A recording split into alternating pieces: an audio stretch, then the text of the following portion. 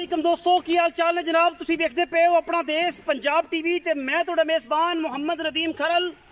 सब तो पहले अपने चैनल को करना है सबसक्राइब ते बेल आइकन ते क्लिक करना है एक अच्छी ते बेहतरीन वीडियो का नोटिफिकेशन हमेशा की तरह वीरा भरावां ते सज्जणां मिलता रहे अल्लाह दे फजल नाल। वीरां वास्ते अज एक अनमोल नीली का हीरा लेके हाजिर होए हैं। वीरां नूं पसंद आएगा इंशाअल्लाह। गली बाती नहीं कम करके ने और जनाब ये झोटी पहले ने जनाब वीरां दे सामने माशाअल्लाह रुग रुग दा खूबसूरत थन लगे हुए है। पंडा दे जनाब झोटी नूं हवाने ने। झोटी है जो सून चो 2 दिन 3 दिन 4 दिन और जनाब एक दिन कट दिए। पिछले पैर धोते हुए ने रसगुल्ले लगे ने जनाब थना की जगह ते और माशाअल्लाह बड़ा खूबसूरत अडर और बड़ी खूबसूरत जनाब थना की वंड और उन्नी खूबसूरत जनाब झोटी प्योर नीली दे विच वीरां वास्ते लैके हाजिर होए हैं। अज वीरां नूं शौक करावांगे नीली दा। लैने देने मुकद्दर ने।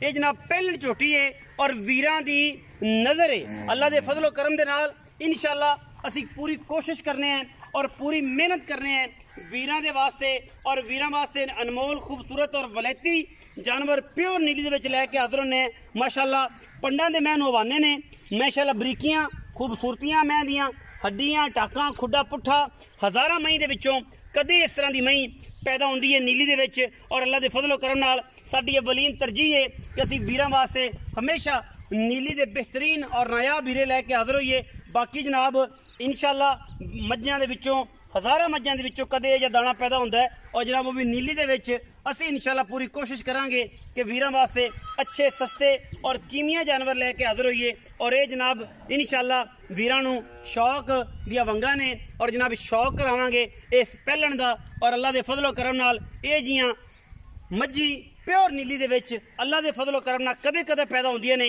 बाकी वीरां ने शौक करना है शौक दी नाल वीरां नूं पसंद है जनाब झोटी ते वीडियो नूं लाइक करना है शेयर करना है कमेंट करने ने और अपनी राय नाल सानू जरूर आगाह करना है। ये जनाब झोटी की खूबसूरती झोटी की नस्ल झोटी की जात खानदानियत हर पासों जनाब अल्लाह दे फजलो करम नाल कोई किसी पासों खुटी कोई नहीं। अख बिल्ली मन दी मत्थे ते फुल्ली और जनाब मुछ बग्गी है जनाब झोटी नूं नस्ल जात तुन्नी कौली अगले पिछले पैर झोटी दे हमेशा की तरह हज़ारां मई दे विचों कदे ये खूबसूरत और वलैती जानवर पैदा होंदा है और इंशाअल्लाह असी प्योरिटी दे विच और नीली दे विच इंशाअल्लाह कदे भी कंप्रोमाइज़ नहीं करते। झोटी नूं हर एंगल नाल पूरे तरीके नाल पूरी जनाब नफासत नाल हर पासों पूरी तसल्ली दे नाल कैमरामैन साहब चेक करवा रहे ने वीरां नूं शौक करवा रहे ने शौक दियां गल्लां ने शौक दियां समझां ने बुझां ने। बाकी हर चीज़ मुकद्दर नाल है और जनाब मुहब्बतां नाल है। झोटी नूं माशाअल्लाह असीलतां खूबसूरतियां नस्लां जातां पहलण हो के अल्लाह दे फजलो करम नाल बड़ियां असीलतां ने और बड़े क्वालिटी वाला थन लग्या झरी वाला माशाअल्लाह बड़ी असील पहलण झोटी है और माशाअल्लाह अल्लाह दे फजलो करम नाल वीरां वास्ते असी तोहफियां की कोशिश करने हैं और तोहफे लैके हाजिर होने हैं।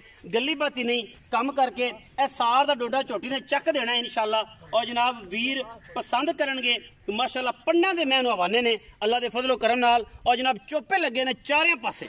मैं अजे सून चों दिहाड़े कट जाएगी 4 5 6 3 2 ये सारियां गल्लां वीरां दे सामने ने। अगले पैर झोटी की गल करिए तो माशाअल्लाह थम्मा वर्गे गोल पैर ने घोड़ियां दे संभा वर्गे तुन्नी कौली का निशान कोई नहीं। जेड़े वीर कहणगे यार तुन्नी दे थोड़ा जिहा मसला है तो समझ वाला बंदे नूं पता है कि पहलना थोड़ी जी पलप आ जांदियां ने कदे तुन्नी ते आ जांदी है कदे थना ते आ जांदी है।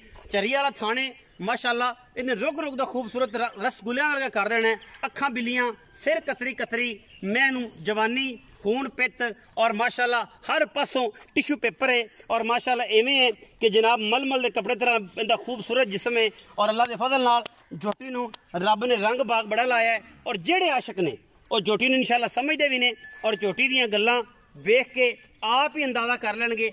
तुहाडे ते डिपेंड करेगी जनाब वाकई झोटी प्योरिटी दे विच नीली दी है या नहीं है और असी इंशाअल्लाह नीली तो बगैर कम ही नहीं करते। पहली प्योरिटी जिहड़ी साडी अल्लाह दे फजलो करम नाल और नीली दी होंदी है और इंशाअल्लाह नीली तो असी 1% भी पिछा नहीं जाते। लैने देने हमेशा की तरह मुकद्दर होंदे ने और जनाब झोटी की खूबसूरती टोरां फेरां ते नस्लां जातां हज़ारां झोटियां दे विचों कदे इस तरह का जानवर वीरां नूं शौक कराईदा है और इंशाअल्लाह इहदे विच किसी किस्म का भी वाधा घाटा नहीं है। अल्लाह दे फजलो करम नाल ये जनाब पूरा वलैती तंग न करिया दूंगा। पूरा वलैती जानवर है और माशाअल्लाह अल्लाह के फजलो करम नाल सोने वर्गा जानवर जावन दे घरे जावन दे सोने वर्गा जानवर है। कैमरे की निगाह दे विच पूरियां तसल्लियां ने। चोटी दे टोरा फेरा हरनी वर्गी चाल और खूबसूरत नफीस जानवर है अल्लाह के फजलो करम नाल। ये जनाब गरीब घर दे विच ये हीरा पैदा होया है। मैं अजे 4-5 दिन नहीं इंशाअल्लाह सुनदी, बाकी लेने देने मुकद्दर ने। मालिक नाल गल्लां आपां करांगे सारियां सच्चियां ते खट बंद दे कोई गल नहीं। आ गई इत्थे आज जगह ते कोई गल नहीं, आपां वखाणी सी तोड़ फेर के तसल्ली होगी। अपने खुरली ते आ गई ते आपां को इतराज है क्यों आइए।